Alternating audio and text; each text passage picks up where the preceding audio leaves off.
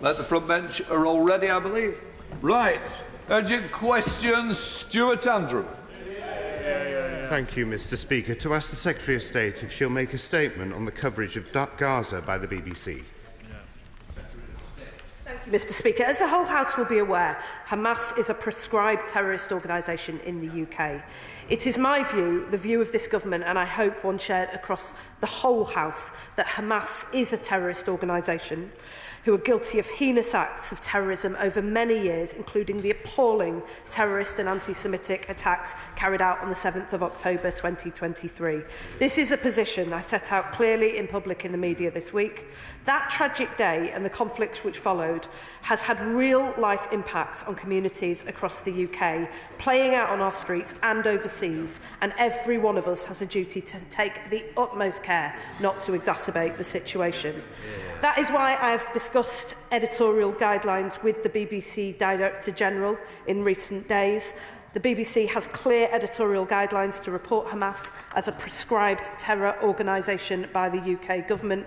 That was their policy under the last government, and it remains their policy now. I also held discussions with the BBC Director General earlier this week at my request in order to seek urgent answers about the checks and due diligence that should have been carried out ahead of the screening of a recent documentary into Gaza, about the commissioning, the payments and the use of licence fee payers' money. I also sought cast iron assurances that no money paid has fallen into the hands of Hamas and that the utmost care was taken to ensure that was the case. I expect to be kept informed about the findings of the internal BBC investigation, and I will be happy to update the honourable gentleman and colleagues across the House on its progress. Across all the issues on which the BBC may report, the BBC's operational and editorial independence from the government is an important principle that we intend to uphold. As he will be aware as a former Culture Minister, it is for Ofcom as the independent regulator to ensure the BBC fulfils its obligations under the Charter and Broadcasting Code. Nevertheless, as I have set out publicly, it is essential that the BBC maintains the highest standards of reporting and governance that the public rightly expect. I've made those views clear to the BBC. This is crucial to ensure the BBC retains the confidence of the public. Stuart Andrew.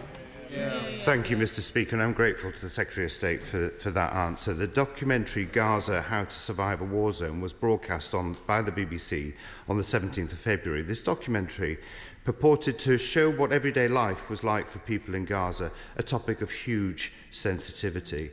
As the UK's public broadcaster, the BBC has a duty to provide accurate and impartial news and information, which is particularly important when it comes to coverage of highly sensitive events. But in this case, it is clear the BBC has fallen far short of these standards. Shortly after airing, reports emerged that the documentary was reportedly narrated by the son of the senior Hamas figure. Initially, the BBC defended the programme as an invaluable testament to the conflict and kept it available on iPlayer. Only after significant public backlash did the BBC decide to withdraw it.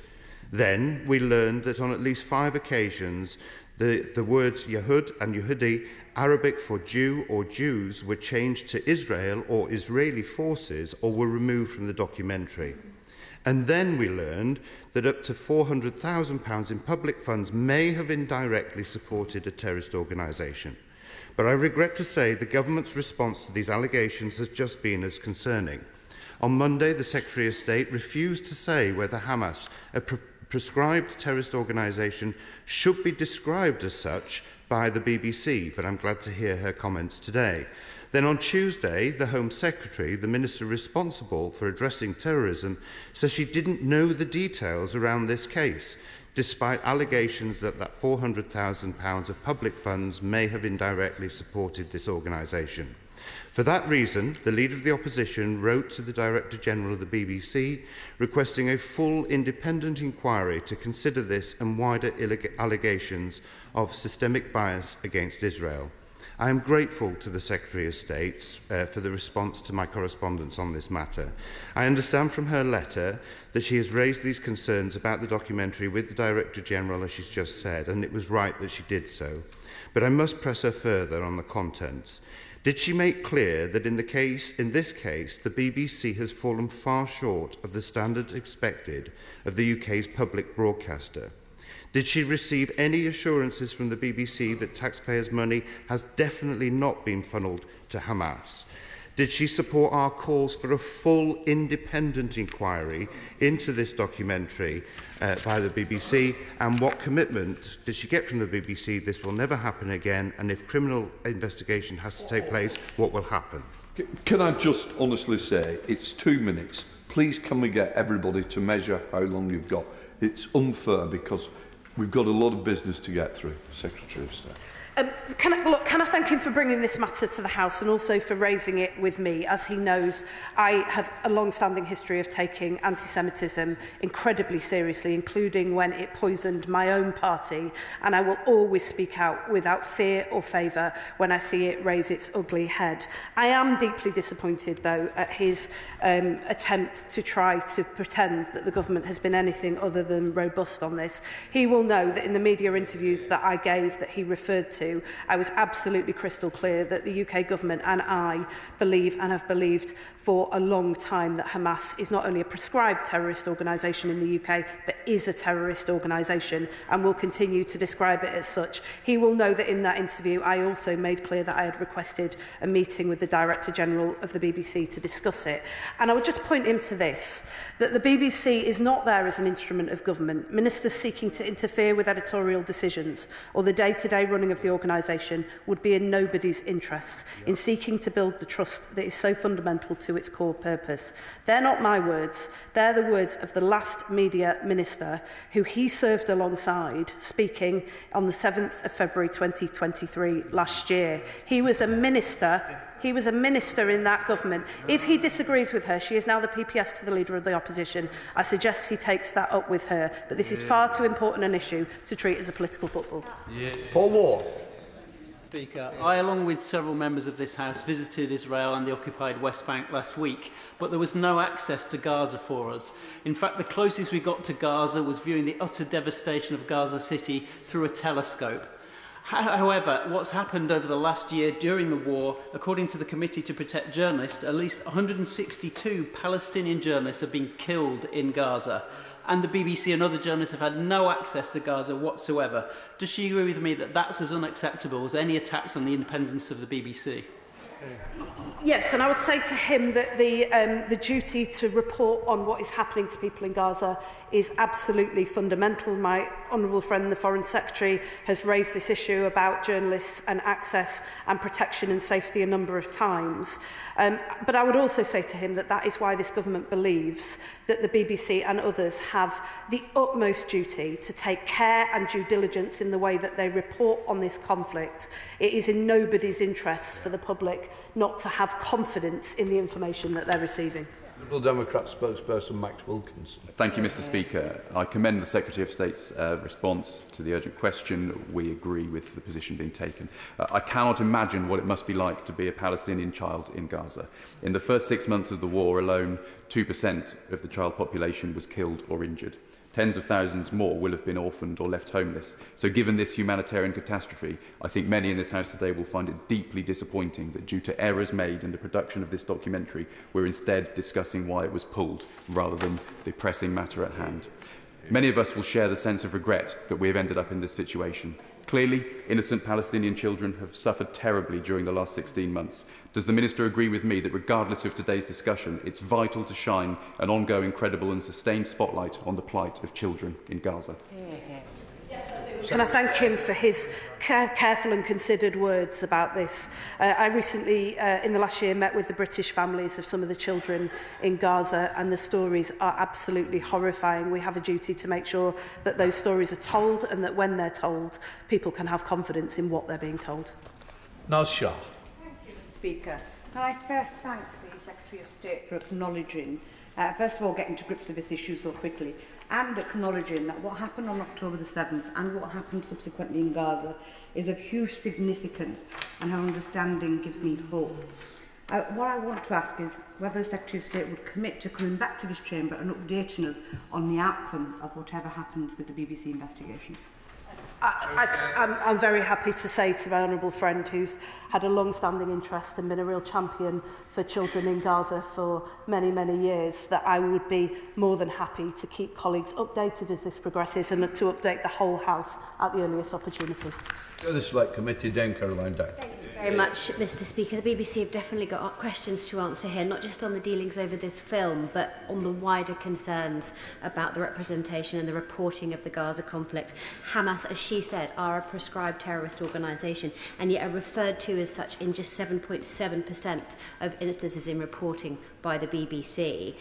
It took 4 days after this broadcast for this programme to be taken off iPlayer, and at that point the BBC said there had to be further due diligence with the production company. It's not the first time BBC have had issues with their due diligence, but in subject matters as sensitive and as incendiary as this, language matters, treating issues like this with detail and with sensitivity and with impartiality matter especially. The BBC board is meeting today.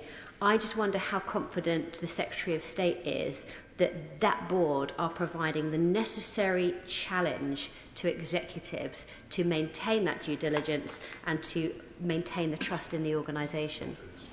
She is absolutely right that the BBC board plays the critical role in making sure that the BBC reaches the highest possible standards that she and I and all members of this House expect. I think they will have heard her words and my words crystal loud and clear that we expect them to play that role. They must do that, and I will make sure that it is part of my job to hold them to account for what they do and don't do in relation to this.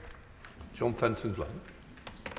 Mr. Speaker, I welcome this debate today because I think it's important that we talk about our tone in public life. But I worry that sometimes the public outside of this room don't see this House as the best arbiters of appropriate tone. In fact, in recent days, I've seen jokes about suicide, I've seen sexism and so much more. Does the member agree with me that we should lead from the front and actually really set a good example in this House as how we police our own boundaries and our own language?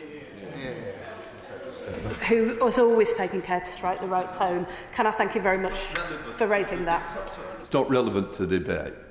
Right. The question is not relevant to what we're discussing, that's the problem. Right. Greg Smith. Thank you, Mr. Speaker. I've listened carefully to what the Secretary of State says and welcome her clear criticism of this documentary. But can I return to some of the, at best, mistranslation that happened during this documentary that the Shadow Secretary of State, my honourable friend, referenced? Instances of the Arabic words for Jews changed to Israeli.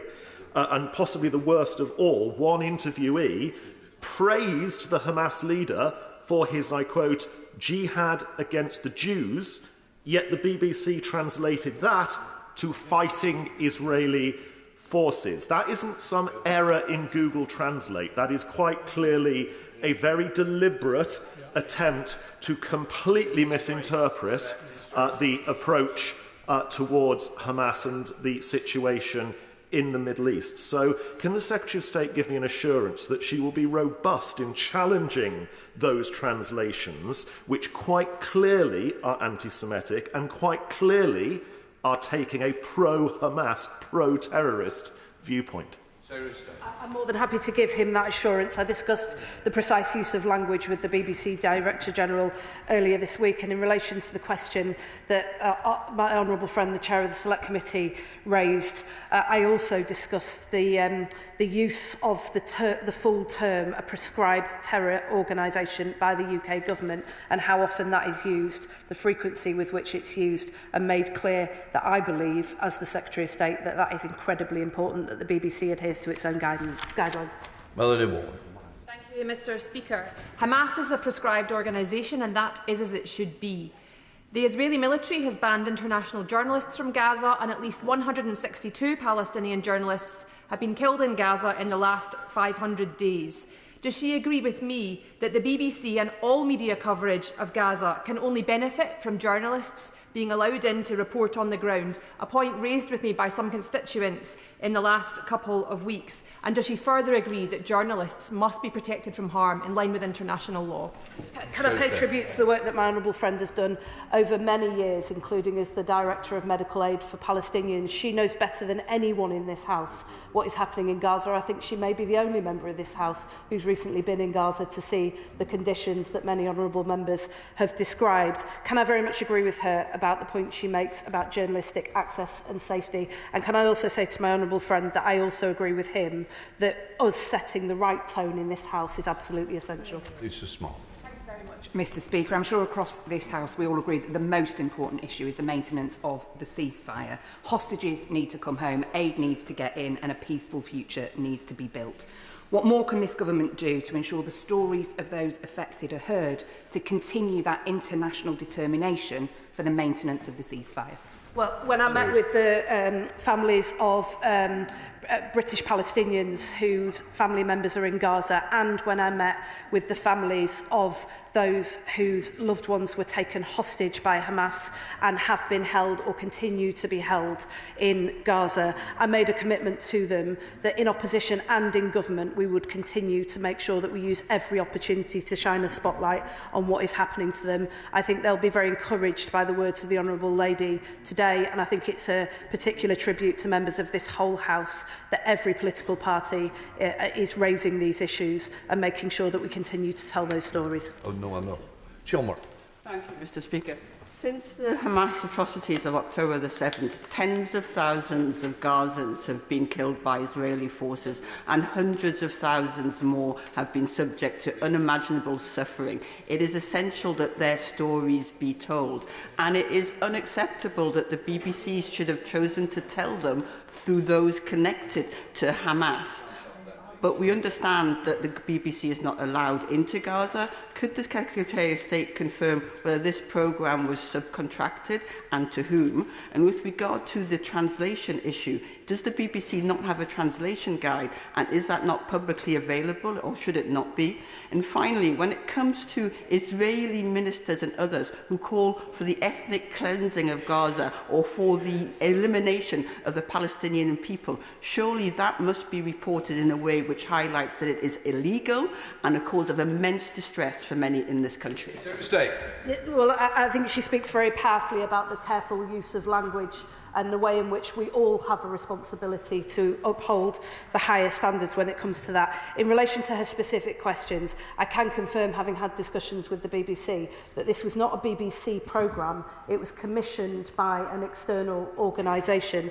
That in no way absolves the BBC from responsibility of doing due diligence on a programme that they air. When it is aired by our national broadcaster, it is granted the legitimacy of our national broadcaster, and that's why these standards matter. I will take a suggestion about a publicly available translation guide as well. I think that might help to assuage some of the concerns of my honourable friend opposite. I will take that away and discuss that with the BBC. Brendan O'Hara. Thank you, Mr Speaker. It is essential, of course, that the editorial independence of the BBC is protected from both home and abroad. So can she tell the House, did she or anyone from her department have contact either formally or informally with the Israeli embassy about this documentary before it was pulled from the iPlayer? And could she tell us when contact was first made between her and the BBC, between the programme airing and the programme being pulled from iPlayer? No.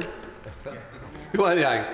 Thank you, Mr Speaker. I thank the Secretary of State for her very clear statement. I think the bigger picture that the opposition are missing here is that the British media at large have greatly suffered from a lack of access in Gaza during the deadliest war on record for journalists. My former colleagues have variously been denied entry, had unnecessarily prolonged and risky exits, and of course our Palestinian contributors have been stuck in a living nightmare. So will the Secretary of State ensure that she continues to safeguard British media interests in their reporting abroad and work with Foreign Office colleagues to enlarge access for journalists in Gaza?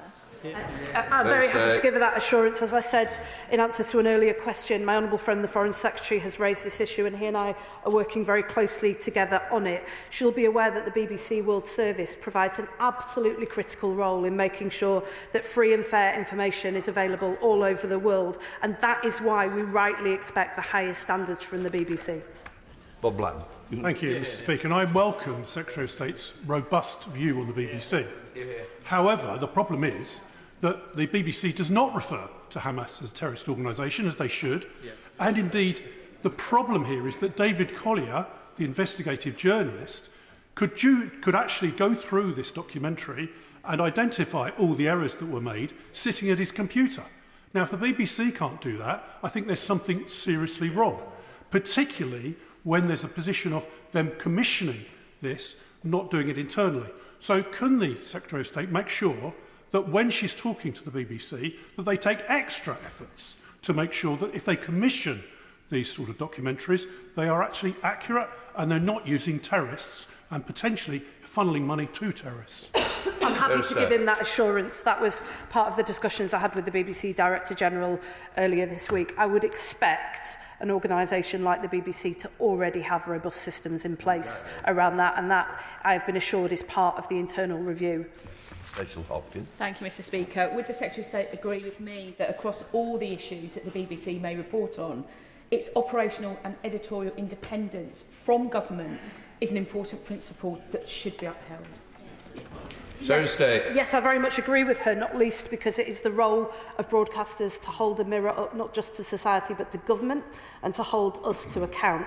That is why I very much agree with the words from the former media minister in the previous government when she said the BBC is not an instrument of government and ministers seeking to interfere with editorial decisions or the day-to-day running of the organisation would be in nobody's interest.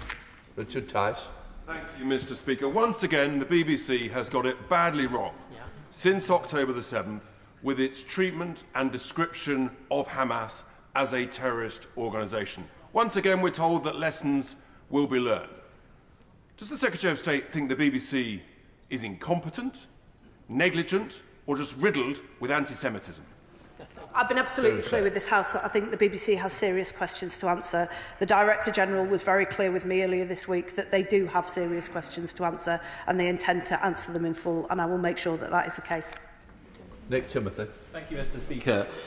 It's quite clear that the BBC has not shown the standards of journalistic integrity we expect of it.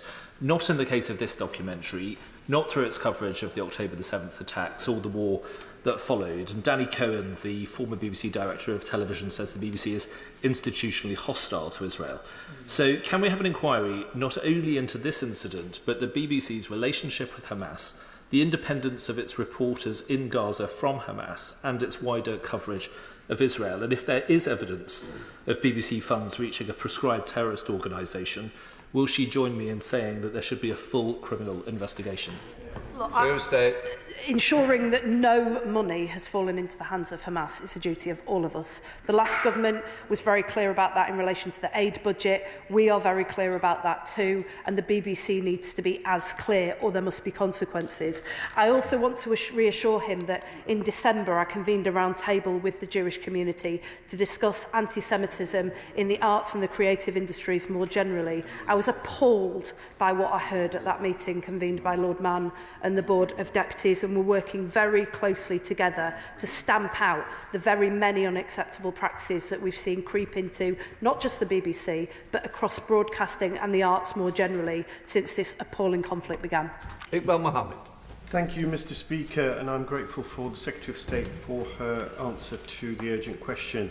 We all agree that genuine inaccuracies and misrepresentations in the documentary and in all reporting must be addressed and steps taken to prevent this from reoccurring. And we also all agree there is no place for anti-Semitism or any other racism anywhere. Mr. Speaker, the BBC has been accused by more than 100 of its staff for giving Israel favourable coverage in its reporting of the war on Gaza and criticised for its lack of accurate evidence-based journalism. The letter sent to the Director General and CEO said basic journalistic tenets have been lacking when it comes to holding Israel to account for its actions.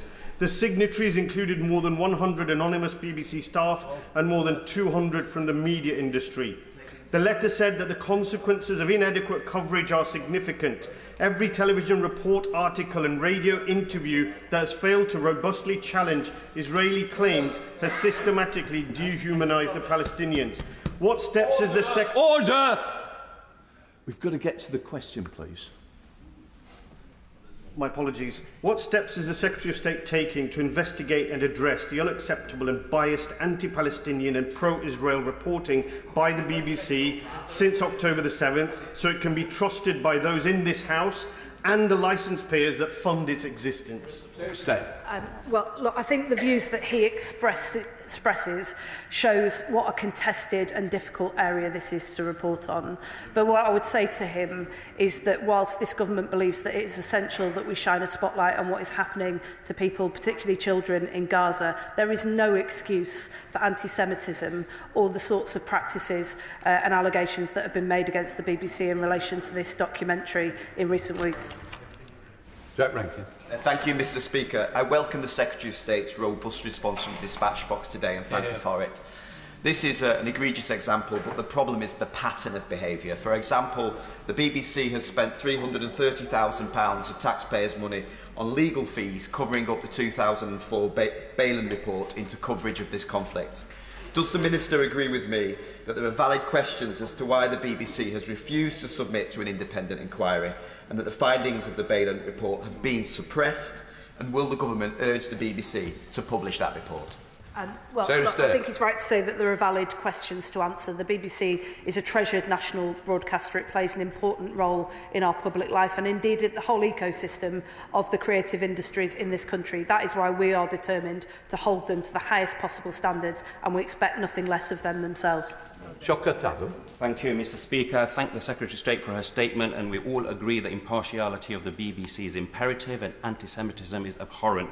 But can I ask the Minister, is it not enough that we have stood by as 48,900 Gazans have been killed? Is it not enough that we have stood by as 17,400 Gazan children have been killed? Is it not enough that we have stood by as 320 aid workers have been killed? Is it not enough that we have stood by as 162 journalists have been killed? Can I ask the Minister of State that does she agree that children, who was a narrator of this show specifically, cannot be held accountable for the actions of their parents? Or is this just an extension of Netanyahu's policy of collective punishment of the Gazan people? Secretary of State. Of course I agree with him that children can't be held responsible for relationships that they have, but can I also be very clear with him that if this child in question is related to senior officials in Hamas, then that is important context for viewers to understand, and not to inform the public about that falls way short of the standards we would expect of our national broadcasters. And can I just say to him too that we as a country have not stood aside while over 47,000 people have been killed in Gaza. My honourable friend, the Foreign Secretary, has made this his top priority, has been in the region several times in recent months. Just a few weeks ago, my honourable friend, the Minister for Development, announced £17 million in humanitarian funding to Gaza to ensure that we support the people of Gaza. And notwithstanding the very difficult decision that the Prime Minister announced at this dispatch box yesterday, we are committed to continuing to support the people of Gaza. Martin Vickers. Thank you, Mr. Speaker. The days are long gone when people gained their news from the BBC and ITV. We now have a whole range of media outlets, many of whom do not have the same editorial standards as we expect from our national broadcaster. So would the Secretary of State agree that it's absolutely vital that we can actually trust our national broadcaster and they maintain the highest possible standards?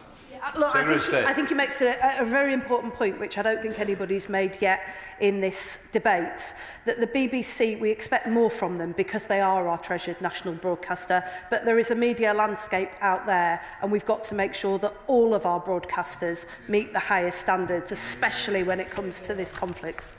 Jim Shannon. Thank you, Mr. Speaker. Can I welcome very much and thank the Minister for her answers to the UQ. Given that the BBC has publicly funded status and therefore its obligation to impartial reporting, that has been called into question since the October the 7th atrocities. So will the Minister act to hold the BBC cameraman and the staff accountable for their failings, and furthermore, what measures will be introduced to ensure that the BBC's editorial standards are raised to prevent dissemination of misleading, biased and unverified content? Thank you. Secretary of State. He will have heard that I raised a number of issues around this particular documentary and the reporting of this conflict more generally with the BBC Director General when we met. I do expect the highest possible standards. I heard from him that he expects the highest possible standards as well, and that the review will cover all of the areas that he rightly raises with the House.